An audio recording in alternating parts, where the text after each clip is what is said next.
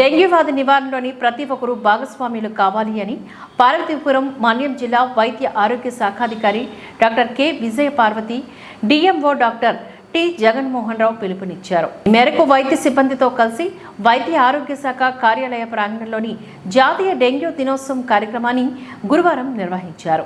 ఈ సందర్భంగా వారు మాట్లాడుతూ ఏడిస్ దోమల ద్వారా డెంగ్యూ వ్యాధి వ్యాప్తి చెందుతుందని, హఠాత్తుగా వచ్చే తీవ్రమైన జ్వరంతోని మొదలవుతుందని, ఎముకలు కండరాల్లోని భరించలేని నొప్పి, శరీరంపైన ర్యాష్ లాంటివి, వాంతు, వికారం, రక్తస్రావం మొదలగు లక్షణాలు ఉంటాయని చెప్పారు. త్వరగా గుర్తించడం ద్వారా డెంగ్యూ వ్యాధి తీవ్రత కాకుండా జాగ్రత్త పడవచ్చని, నివారణ సులభ మార్గమని ప్రజల్లో అవగాహన పెంపొందించాలని సూచించారు. సమర్థవంతంగాను ఫ్రైడే డ్రైడే కార్యక్రమాలు చేపట్టడం, దోమల లార్వా వృద్ధి చెందే స్థావరాలను గుర్తించి తొలగించడం, నీటి తొట్టెలపైన మూతలు ఉంచడం, దోమతెరలు వినియోగించడం, పరిసరాలను పరిశుభ్రంగా ఉంచుకోవడం ద్వారా దోమల వ్యాప్తిని అరికట్టవచ్చని అన్నారు. ఆరోగ్య కేంద్రాల్లోని క్షేత్రస్థాయిలో డెంగ్యూ నిర్ధారణ పరీక్షలు అందుబాటులో ఉన్నాయని చెప్పారు.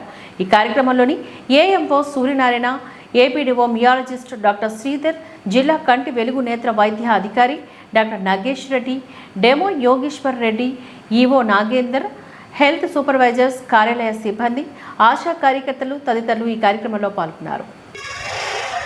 సమాజం అంతా భాగస్వామ్యంతోనే మనం డెంగ్యూ వ్యాధిని నివారించడం సులభం.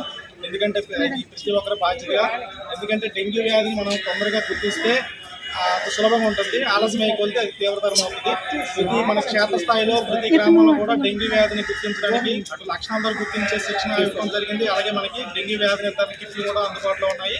అలాగే తుది నిర్ధారణ ఏంటంటే మనకి జిల్లాలో 2 కేంద్రాలు ఉన్నాయి. జిల్లా ఆసుపత్రిలో పార్వతీపురం ఒకటి, అలాగే పాలకొండలో ప్రాంతీయ ఆసుపత్రిలో 2 కేంద్రాలు ఉన్నాయి. కాబట్టి క్షేత్రస్థాయిలో మనం అందరూ ఇతర శాఖల సిబ్బంది సమన్వయంతో ప్రజల భాగస్వామ్యంతో ఈ వ్యాధి నివారణ కృషి చేస్తారని ఆశిస్తూ ధన్యవాదాలు.